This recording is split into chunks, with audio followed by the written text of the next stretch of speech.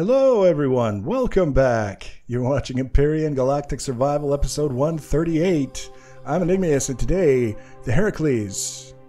We're continuing with the Heracles. We're doing something a little bit different this episode. The last couple of episodes have been largely focused on the outer hull plates and kind of getting a feel for how those would go together, the aesthetic, the mechanics of making them fit over things and what happens when you try and overlap different hull plates and things of that nature. So it's been a learning experience and I'm happy with what we've got in place so far. But one of the things that I decided kind of early on in the process was that we've got all of these ideas for the other side of the ship with hangars and things like that, the whole asymmetrical build, but I didn't want this side to be the dull side of the ship. I don't necessarily feel the need to have a lot going on here, but if all we had were hull plates and the occasional thruster on the side, leading around to thrusters on the back and thrusters somewhere on the front, it would be the dull side of the ship, and I didn't want that. So one way that I felt would be a fairly straightforward way to help address that would be to have a structure that extends out from the side of the ship and holds some of the thrusters that we'll need in a way that's not done on the other side of the ship, and it just adds a little bit of visual interest as well as being functional, because the ship is going to need lots and lots of thrusters, and I like the idea of having them in different places. They don't all have to be grouped together in order to be something that I can be happy with. So what we've got here is basically two structures.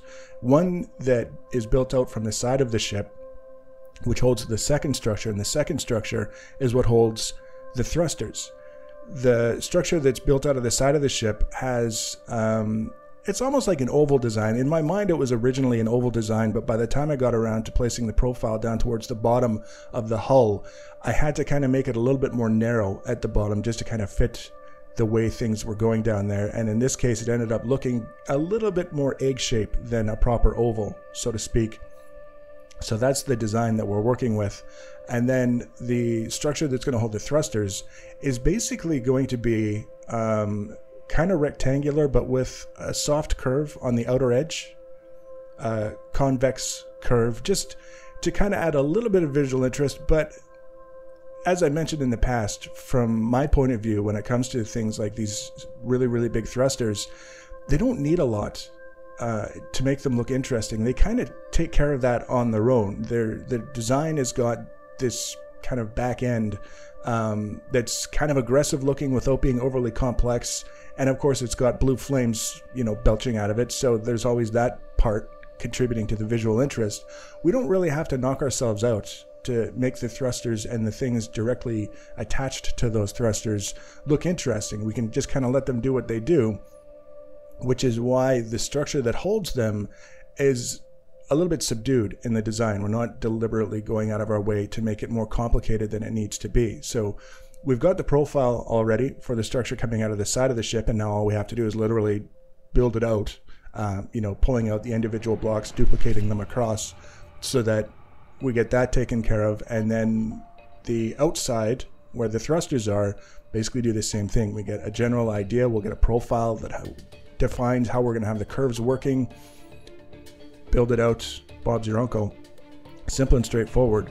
The one thing that I wanted to keep in mind for the structure holding the thrusters is that we may want to add more lateral thrusters at some point, depending on how the ship performs.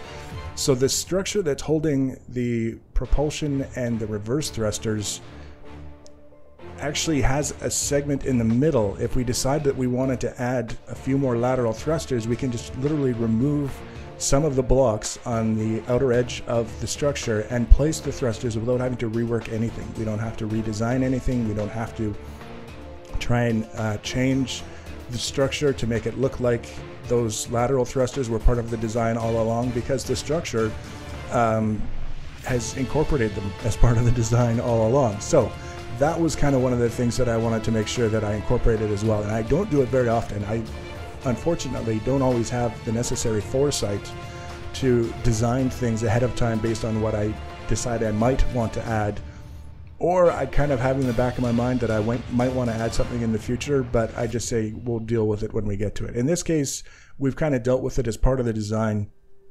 well ahead of time. And if we don't take advantage of it, that's fine. And if we do need to take advantage of it, then that's fantastic. We're set up to do so. You can see here what I was talking about with the soft curves. The top and the bottom of this structure as well kind of get a little bit of attention in terms of the profile, so that we don't have a rectangle with one side that has a soft curve. It's a little bit of extra attention to what's going on, so that everything sort of comes together in a way that looks natural, and I'm kind of hoping that it looks kind of organic, in the sense that there's nothing really jarring about it. When you look at it and you see the curves and the way everything is sort of flowing, it just kind of flows, and it doesn't really distract you with the way that it's trying to change direction in ways that don't necessarily make sense. And then the last thing that I wanted to do, that I decided to do a little bit after the fact for this structure, was to just add a little bit of detailing to the ends, which you can see me doing now. And the reason for this is because I was looking at them, the way they were coming together with the profiles that I did on the top and the bottom. It was very clear that it would be pretty easy to add this little bit of extra detailing on the ends of the structure without having to worry too much about complicated transitions, because you can just kind of look and see after a while. You've done so many transitions from 22.5 degrees to 45 degrees, etc., and you can say that would take very little planning, thought, iteration at all in order to pull that off. It'd be very, very easy. So that's why I decided to just go for it and do it. And as a result, you see it comes together very quickly. We're just done the front end, or sorry, I guess the back end, and now we come around to this side, do the same thing, carry it around. Very easy transitions. Everything kind of works without having to struggle with it or figure out exactly what we should be doing. Bob's your uncle. The structure will be one for the ages, or just at least done for now. The last thing that we have to do in order to finish off this section of the ship is do the outer hull plating. And of course I wanted to do this structural thing first, so that we can incorporate that into the hull plating. We can work it around the structure that holds everything out to the side of the ship, as opposed to doing the outer hull plating and then having to cut a hole in it to make the thing, and then all the adjustments in order for everything to come together the way we would like it to. Do the structure first and then work around it with the hull plating.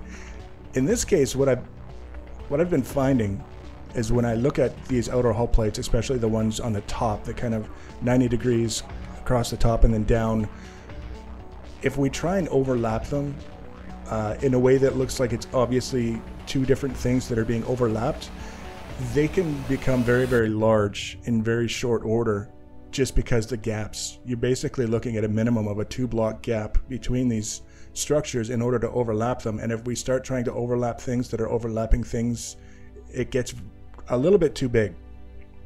So there's a little bit of experimentation taking place, and we'll continue probably towards the back end of the ship to try and make things look interesting, to make it look like these outer plates serve a purpose, but also look interesting. They don't look like they're out of place. And then as we move back, they don't necessarily all have to be the exact same theme. They don't have to all overlap. They just have to kind of look like they work. And in this case, one of the things that I found is that if I kind of close off some of the larger openings, so if you're looking at it from the front, I don't necessarily want to be able to see underneath these plates any more than I have to. So if we close it off, even with just a little single wall of combat steel, and then come around to the front and do something similar, that goes a long way in my mind to making things look a little bit closer to what I have in mind, and something that I'll be happy with. So the next episode, we're going to continue on back, and you can see behind those thrusters that we just placed, it starts to get a little bit funky looking, the way that the profile for the hull went as we were wrapping it around the glass tube. So there's going to be some opportunities there to do things a little bit different and hopefully interesting. So if you want to be notified about the next and future videos, the easiest way to do that is to subscribe to my channel or follow me on social media. Links for social media are always in the information section below the video. Feel free to leave your comments and feedback. Thanks for watching, guys, and take care.